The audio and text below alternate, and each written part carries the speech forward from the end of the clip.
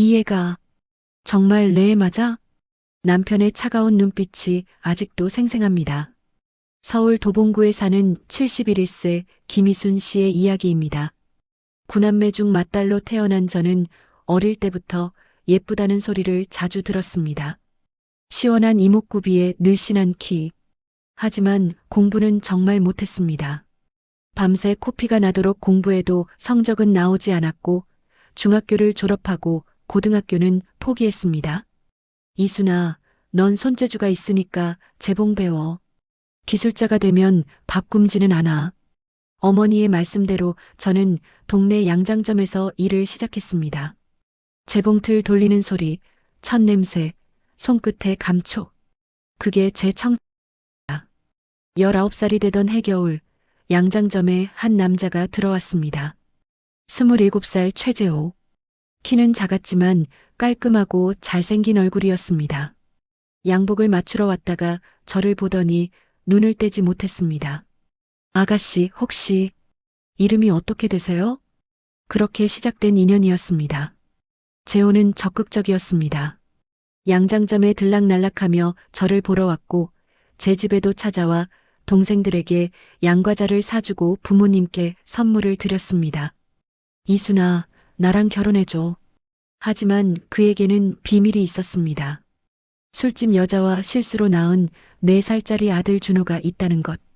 저는 충격을 받았고 부모님은 극렬히 반대하셨습니다.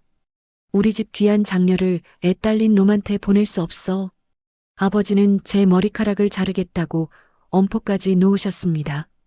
하지만 이미 제 마음은 재호 씨에게 가버린 후였습니다. 저는 몰래 집을 나와 그에게 갔고 결국 부모님도 포기하셨습니다. 결혼 후 저는 준호를 친아들처럼 키웠습니다. 재호 씨가 차려준 양장점을 운영하며 돈도 잘 벌었습니다. 둘째 준수가 태어나고 재호 씨가 미군 부대 일로 2년 파견을 나갔을 때는 혼자 아이 둘을 키우며 버텼습니다. 파견 중간에 재호 씨가 일주일 한국에 돌아왔습니다. 짧은 시간이었지만 다시 아이를 가졌고 편지로 기쁜 소식을 전했습니다. 하지만 남편은 왠지 기뻐하는 것 같지 않았습니다. 막내 미영이가 태어났을 때 재호 씨는 이상했습니다. 이 애가 정말 내 애 맞아? 그때 그 눈빛을 어떻게 잊을 수 있겠습니까? 저는 기가 막혀 소리쳤습니다. 당신이 한국 왔을 때 생긴 애야. 어떻게 그런 말을 할 수가 있어? 하지만 남편은 미영이를 제대로 사랑하지 않았습니다. 준호, 준수는 예뻐하면서도 미영이만 보면 표정이 굳었습니다. 그뿐만이 아니었습니다. 처음 만났을 때부터 제게 예쁘다고 해주고 사랑해주는 건 좋았지만 그 사랑은 집착으로 변해 의처증 증세까지 보이기 시작했습니다. 오늘 누구 만났어? 그 사람이 왜 당신한테 웃어? 부부 모임에서 제가 다른 남자에게 예의상 웃기만 해도 그날 밤 집에선 난리가 났습니다. 친구들을 만나는 것도 싫어했습니다. 저는 점점 사람들과 멀어졌고 오직 남편과 아이들만 바라보며 살았습니다. 50년이 넘는 세월이 그렇게 흘렀습니다. 미운정, 고운정이 다 들었습니다. 힘들기도 했지만 그래도 제 남편이었고 가족이었습니다. 그런 남편이 한 달 전 세상을 떠났습니다. 장례를 치르는 동안 저는 묘한 감정에 휩싸였습니다. 슬프면서도 어딘가 홀가분한 느낌. 이제 더 이상 눈치 보지 않아도 된다는 안도감도 있었습니다. 장례를 마치고 며칠 후 저는 남편의 서재를 정리하기 시작했습니다. 책들을 옮기다가 책장 뒤쪽에 뭔가 끼어 있는 게 느껴졌습니다. 노란 봉투였습니다. 손이 떨렸습니다. 이게 뭐야? 왜 이걸 이렇게 숨겨뒀을까? 봉투를 열자 안에서 낡은 종이 뭉치와 빛바랜 사진 한 장이 나왔습니다. 사진 속엔 재호 씨와 낯선 여자, 그리고 혼혈 아이가 찍혀 있었습니다. 이게 대체 뭐지? 저는 떨리는 손으로 종이들을 펼쳤습니다. 해외 송금 영수증이었습니다. 남편이 한국으로 돌아온 후부터 시작된 수십 년간의 송금 기록. 매달 빠짐없이 파견 나갔던 나라로 돈을 보낸 흔적들. 수취인 이름은 외국 이름이었습니다. 사진을 뒤집어 봤습니다. 손글씨로 날짜가 적혀 있었습니다. 1975년 3월. 미영이가 태어난 해였습니다. 온몸에 전율이 흘렀습니다. 아니, 이게 무슨... 저는 영수증 날짜들을 하나하나 확인했습니다. 그럼 준호 아빠가 파견지에서 다른 여자와 이제야 이해가 됐습니다. 제가 미영이를 임신한 거의 같은 시기에 파견지 여자도 임신을 했던 겁니다. 남편이 일주일 한국에 왔을 때는 아직 그 여자가 임신한 걸 몰랐을 겁니다. 알았다면 저와 미영이를 가질 생각도 못했겠죠. 한국에서 저와 시간을 보내고 파견지로 돌아가서야 그 사실을 알았을 겁니다. 그리고 제가 보낸 편지를 받았을 때, 두 여자가 거의 동시에 임신했다는 걸 알았을 때, 그때 남편은 어떤 기분이었을까요? 진땀이 흘렀겠죠? 남편이 한국으로 아주 돌아와 미영이가 자기 자식이 맞냐고 물었을 때 얼마나 억울했는지 모릅니다. 당신이 한국에 왔을 때 생긴 아이라고 일주일밖에 없었지만 그때 생긴 아이라고 아무리 설명해도 남편은 의심하는 표정을 거두지 않았습니다. 이제 알겠어. 당신이 왜 미영이를 제대로 사랑하지 못했는지. 술집 여자와 실수로 낳은 준호도 있는데 파견지에서 또 다른 여자와 무책임하게 아이를 낳았잖아요. 심지어 그 아이는 버리고 왔고 집에 돌아와 미영이를 키우면서 버리고 온 그 아이가 자꾸 생각났겠죠. 같은 해에 태어난 두 아이. 한 명은 키우고 한 명은 버린 더군다나 미영이는 자신이 없을 때 한국에서 태어나고 그 다른 아이는 임신과 출산 과정을 다 지켜봤겠지요. 그래서 미영이를 볼 때마다 마음이 복잡했던 거구나. 하지만 그게 무슨 소용입니까? 당신 잘못이지. 사진 속 혼혈 아이를 보니 눈물이 쏟아졌습니다. 저도 모르게 혼잣말이 나왔습니다. 당신, 정말 이런 짓을 하고 평생 나를 속이다니. 며칠간 저는 멍하니 지냈습니다. 밥맛도 없고 잠도 안 왔습니다. 노란 봉투를 보고 또 보고 사진을 들여다보다가 울었습니다. 막내 미영이가 전화를 했습니다. 엄마, 괜찮아? 요즘 목소리가 이상한데. 저는 애써 밝은 척 했습니다. 괜찮아, 미영아. 그냥 좀 피곤해서 그래. 엄마 혼자 있으니까 걱정돼. 내가 이번 주말에 갈게. 아니야, 괜찮아. 넌 바쁘잖아. 나 혼자 잘 있어. 전화를 끊고 나니 더 외로웠습니다. 큰아들 준호도 들렀습니다. 엄마, 좋아하는 떡 좀 사왔어. 아버지 유품 정리 같이 해줄까? 혼자 하면 힘들잖아. 아니야, 천천히 할게. 괜찮아. 준호가 돌아간 후 저는 다시 노란 봉투를 꺼내봤습니다. 애들한테 어떻게 말하지? 아버지가 이런 사람이었다고? 아버지가 다른 데서 아이를 낳았다는 걸 알면 얼마나 충격받을까? 그리고 미영이는 평생 아버지 사랑 못 받고 자란 미영이는 저는 견딜 수가 없어서 친구 규자에게 전화를 걸었습니다. 규자야, 나 만날 수 있어? 당연하지. 무슨 일 있어? 동네 카페에서 규자를 만났습니다. 규자는 저랑 동갑으로 젊었을 때부터 친하게 지낸 친구입니다. 남편이 제 교류를 싫어했지만 규자만큼은 끝까지 연락하며 지냈습니다. 저는 노란 봉투를 꺼내 규자에게 보여줬습니다. 이걸 봐. 우리 남편 외국으로 2년간 파견 나갔던 거 기억하지? 파견지에서 다른 여자를 만나서 애를 낳았어. 그것도 미영이랑 같은 해에. 규자는 사진과 송금 영수증을 보더니 얼굴이 붉어졌습니다. 미친 거 아니야? 자기가 그런 짓을 해놓고 너한테 평생 의처증? 그러게 말이야. 나 평생 억울하고 답답하게 살았잖아.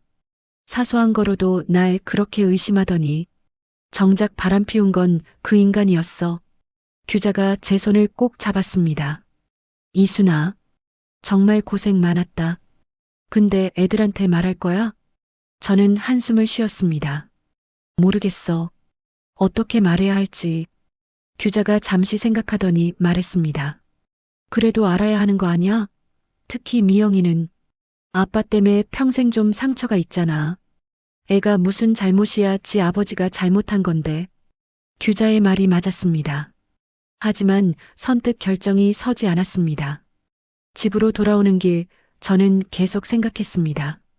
말해야 할까, 말지 말아야 할까? 숨기고 사는 게 나을까, 아니면 며칠을 더 고민한 끝에 저는 결심했습니다. 숨기고 사는 것보다 애들이랑 같이 나누는 게 낫겠어. 혼자 이 무게를 짊어지고 살 순 없었습니다. 그리고 특히 미영이는 알아야 했습니다. 자기가 잘못해서 아버지 사랑을 못 받은 게 아니라는 걸. 저는 큰아들 준호에게 전화를 걸었습니다. 준호야, 이번 주말에 시간 돼? 응, 왜? 준수랑 미영이도 같이 올 수 있을까? 며느리 사위 빼고 너희 셋만 좀 와. 아버지 유품 정리하는데 같이 했으면 좋겠어. 그래. 그럼 내가 애들한테 연락해 볼게. 준호의 목소리가 따뜻했습니다. 전화를 끊고 나니 눈물이 났습니다.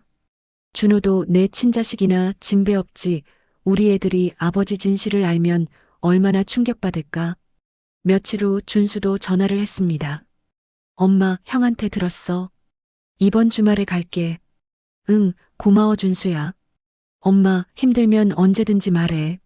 우리가 있잖아. 그래. 고마워. 미영이도 전화했습니다. 엄마, 나도 토요일에 갈게. 아버지 옷 같은 거 정리해야 하잖아. 박스 같은 거 좀 챙겨가야겠다. 그래, 미영아. 고마워. 엄마, 요즘 좀 이상해. 목소리가 힘없어. 무슨 일 있어? 주말에 얘기할게. 전화를 끊고 저는 노란 봉투를 책상 위에 올려뒀습니다. 애들한테 어떻게 말하지? 너희 아버지가 파견지에서 바람 피워서 애 낳았어라고 그냥 말하면 되는 걸까? 머릿속으로 계속 연습했습니다. 어떻게 시작해야 충격이 덜할까? 어떻게 말해야 아이들이 덜 아플까? 하지만 어떻게 말해도 상처는 상처였습니다. 주말이 다가왔습니다. 저는 떨리는 마음으로 집을 정리했습니다. 남편 서재에 아이들이 앉을 자리를 만들고 노란 봉투를 책상 가운데에 두었습니다. 애들아, 미안해. 엄마가 이런 얘기를 해야 해서. 토요일 오후 아이들이 모두 모였습니다. 준호가 먼저 도착했고 준수가 그 다음, 미영이가 마지막으로 왔습니다. 다 같이 서재로 들어가 아버지 유품을 정리하기 시작했습니다. 엄마, 이 책들은 어떻게 할까? 기증하자. 아버지가 읽던 책들인데 누군가 읽어주면 좋겠다. 한참을 정리하다가 저는 떨리는 손으로 노란 봉투를 집어들었습니다. 얘들아, 엄마가 할 말이 있어. 새 아이가 저를 돌아봤습니다. 뭔데, 엄마? 저는 천천히 봉투에서 사진과 송금 영수증을 꺼냈습니다. 너희 아버지가 파견 나갔을 때 다른 여자를 만났어. 그리고 애를 낳았던가 봐. 순간 정적이 흘렀습니다. 준호가 먼저 반응했습니다. 뭐? 저는 사진을 아이들에게 보여줬습니다. 이 사진 봐.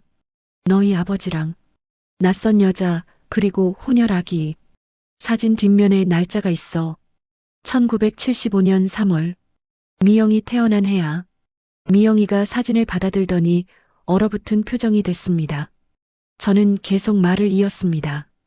너희 아버지가 2년 파견 나갔을 때 중간에 일주일 한국에 왔었잖아. 그때 엄마도 임신을 했어. 근데 거의 같은 시기에 파견지 여자도 임신했던 거야. 미영이가 떨리는 목소리로 물었습니다. 엄마, 그게 무슨... 아버지가 너를 제대로 사랑하지 못한 건 내 잘못이 아니야. 저는 송금 영수증들을 펼쳐 보였습니다. 이것 봐. 아버지가 한국 돌아온 후부터 수십 년간 매달 그 나라로 돈을 보냈어. 그 아이한테. 준수가 영수증을 들여다봤습니다. 이게 정말이야? 그래. 엄마도 며칠 전에 발견했어. 아버지가 책장 뒤에 숨겨놨더라고. 준호가 분노와 실망이 섞인 목소리로 말했습니다. 아버지가 정말 그랬어? 미영이는 이미 눈물을 흘리고 있었습니다. 저는 딸을 꼭 안았습니다. 그리고 같이 울었습니다. 평생 참았던 감정이 터져나왔습니다. 나도 평생 억울했어. 매번 날 의심하고 친구들 만나는 것도 싫어하고 다른 남자한테 웃기만 해도 질투하고 그래놓고 정작 바람 피운 건 네 아버지였어. 준수가 제 어깨에 손을 얹었습니다. 엄마, 우리 네 가족은 그렇게 한참을 울었습니다. 한참을 침묵하던 준호가 입을 뗐습니다. 아버지가 그런 사람이었다니. 돌아가실 때까지 한마디 말도 없이 우리를 속인 거잖아. 목소리에 분노와 실망이 가득했습니다. 준수도 중얼거렸습니다. 나도 이거 보면서도 믿기지가 않네. 미영이는 계속 울면서 떨리는 목소리로 말했습니다. 평생 내가 뭘 잘못한 건지, 왜 아버지가 나만 다르게 대하시는지, 그게 너무 궁금했어. 근데 제가 미영이 손을 꼭 잡았습니다. 우리는 거실로 나와 소파에 모여 앉았습니다. 한참을 아무 말 없이 앉아 있다가 저는 평생 참았던 이야기를 꺼냈습니다. 엄마가 일하던 양장점에서 아버지를 만났는데 얼마나 적극적인지 방해 공작을 다 이겨내고 결혼했는데 웬걸 아빠가 의처증이 있는 거야. 평생 새장의 새처럼 살았지. 준수가 제 어깨에 기댔습니다. 엄마가 얼마나 참았을까. 그래도 50년을 같이 살았잖아. 미운정 고운정 다 들었고 아버지도 나름대로 가족을 사랑했어. 근데 이런 비밀이 있었던 거야. 미영이가 사진을 다시 들여다봤습니다. 이 아이는 지금 어디 있을까? 모르겠어. 아버지가 계속 돈을 보낸 걸 보면 잘 크긴 했겠지. 준호가 송금 영수증을 보며 말했습니다. 매달 빠짐없이 보냈네. 적어도 금전적으로는 책임을 지려고 했나 봐. 우리는 오래 앉아서 서로의 상처를 나눴습니다. 저는 평생 억울했던 이야기를, 참았던 감정을 다 털어놨습니다. 그렇게 우리 네 가족은 함께 아파하고 함께 위로했습니다. 아이들이 돌아간 후 저는 며칠간 생각에 잠겼습니다. 남편 서재에 혼자 앉아 노란 봉투를 바라봤습니다. 사진 속 혼혈 아이, 송금 영수증들, 그리고 제 인생. 문득 이런 생각이 들었습니다. 이제 와서 따져봤자 그 사람도 없는데 무슨 소용이지? 마음에 담아두고 자꾸 생각해봐야 속만 터지고 결국 내 손해야. 저는 규자에게 전화를 걸었습니다. 규자야, 잠깐 볼 수 있어? 그래, 나와. 카페에서 규자를 만났습니다. 규자는 제 표정을 보더니 물었습니다. 애들한테 다 얘기했어? 응, 다 얘기했어. 같이 울고, 같이 아파하고, 그랬어. 속이 좀 시원해? 저는 한참을 생각하다 대답했습니다. 시원하기도 하고, 복잡하기도 하고, 근데 말이야, 규자야. 나 요새 계속 생각해봤어. 뭘? 그 사람. 평생 날 의심하고 질투했잖아. 규자가 고개를 끄덕였습니다. 맞아.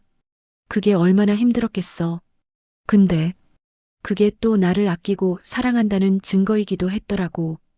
규자가 의아한 표정을 지었습니다. 무슨 소리야? 의처증이 사랑이야? 저는 쓴웃음을 지었습니다.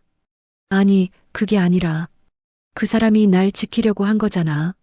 방법은 잘못됐지만 자격지심에 똘똘 뭉친 사람이 있었고 자기 눈엔 세상 제일 예쁘다는 내가 늘 불안했던 거야. 그래서 꽁꽁 묶어둔 거지. 그래도 바람 피워서 애 낳은 건. 규자의 말에 저는 고개를 끄덕였습니다. 알아. 그게 제일 화나는 거야. 자기가 그런 짓을 해놓고 날 의심했다는 게. 근데 규자야. 응? 나 이제 그냥 덮어두려고. 규자가 놀란 표정으로 저를 봤습니다. 뭐? 그 사람 허물. 그냥 덮어두고 살 거야. 애들도 이제 알았으니 됐고, 나도 억울한 감정 다 털어놨고, 이제 와서 자꾸 생각하면 뭐가 바뀌는 것도 아니고 자꾸 생각할수록 속상하고 나만 손해잖아. 그래도 저는 규자의 손을 잡았습니다. 규자야, 우리 50년 넘게 살았어. 힘들기도 했지만 좋은 기억도 많아. 애들 낳고 같이 밥 먹고 늙어가고 그런 것들. 그 사람이 바람 피운 건 용서 안 돼. 근데 그것만 생각하고 살면 우리가 함께한 시간들이 다 의미 없어지잖아. 규자가 한참을 저를 바라보다 말했습니다. 넌 참 대단해. 대단한 게 아니야. 그냥 여태 모르고 살던 것처럼 사는 게 나한테 더 나을 것 같아서 남은 인생 곱씹으며 씁쓸하게 사는 것보단 그 사람이 있어야 따지기라도 하지. 내가 그렇게 생각한다면 그게 맞을 거야. 집으로 돌아와서 저는 노란 봉투를 서랍 깊숙이 넣었습니다. 이제 그만 생각하자. 나는 그냥 좋았던 기억들만 갖고 살자. 그게 나한테 제일 좋은 거야. 며칠 후 저는 한결 밝아진 얼굴로 규자를 만났습니다. 공원을 산책하면서 규자가 말했습니다. 표정이 많이 밝아졌네? 응. 마음 정리하고 나니까 한결 가벼워졌어. 애들은 괜찮아? 응. 준호가 어제 전화했는데 엄마 덕분에 우리 가족이 더 가까워진 것 같아라고 하더라고. 규자가 웃었습니다. 그래, 잘 됐다. 정말 잘했어. 고마워, 규자야. 내가 없었으면 못 견뎠을 거야. 무슨 소리야. 친구 좋다는 게 이런 거지. 집으로 돌아오니 미영이가 전화를 했습니다. 엄마, 오늘 기분 어때? 좋아. 규자 이모랑 산책하고 왔어. 엄마, 우리 다음 주 화요일에 맛집 같이 가보자. 나 하루 월차 내고 엄마랑 데이트 하려고 해. 그래도 돼? 괜히 엄마 때문에 일까지 빼고. 엄만 괜찮아. 괜찮아. 내가 데리러 갈게. 엄마 사랑해. 엄마도 사랑해. 준수도 문자를 보냈습니다. 엄마, 식사 잘 챙겨 드셔. 오늘 날씨 좋던데 산책 가고. 준호는 저녁 때 전화를 했습니다. 엄마, 저녁 먹었어? 응, 먹었어. 엄마, 이번 주말에 갈게. 같이 밥 먹자. 그래, 좋아. 그래, 내 인생이 헛되지 않았지. 우리 새끼들이 나를 이렇게 위해주는데. 남편을 안 만났으면 이놈들도 없었을 거고. 전화를 끊고 거실 창가에 앉았습니다.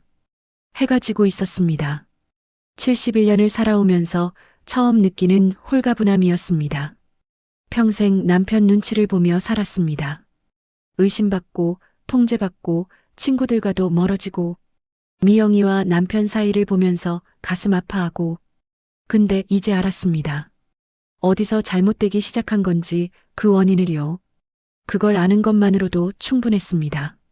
저는 재봉틀이 있는 작은 방으로 갔습니다. 오래된 재봉틀이 그대로 있었습니다. 먼지를 털어내고 천을 하나 꺼내 재봉틀 위에 올렸습니다. 손끝에서 천이 부드럽게 넘어갔습니다. 아직도 손이 기억하네. 양장점에서 남편을 만났던 그 시절, 젊었던 시절, 저는 재봉틀을 돌리기 시작했습니다. 드르륵 드르륵 익숙한 소리가 났습니다. 이제 남은 인생은 내가 하고 싶은 대로 살아야지. 친구들도 만나고 여행도 가고 하고 싶었던 것들 해야지. 71년을 살았는데 이제 겨우 시작인 것 같았습니다. 창밖으로 별이 하나둘 떠오르고 있었습니다. 저는 환하게 웃으며 재봉틀을 계속 돌렸습니다. 억울함에서 벗어나 진정한 자유를 얻은 저 김이순의 이야기였습니다. 이순 씨는 평생의 억울함을 딛고 성숙한 선택을 했습니다. 혼자 감당하지 않고 자식들과 함께 아파하고 서로를 위로하며 가족의 화합을 찾아냈습니다. 이제 이순 씨의 새로운 시작을 응원해 주세요. 71년을 살아오며 처음으로 진정한 자유를 찾은 이순 씨가 남은 인생을 당당하고 행복하게 살아갈 수 있도록 여러분의 따뜻한 응원 한마디 부탁드립니다. 여러분이라면 이순 씨의 상황에서 어떤 선택을 하셨을까요? 여러분의 생각을 댓글로 나눠주세요. 항온의 사랑 아픔 대신 짜릿한 복수 황로베사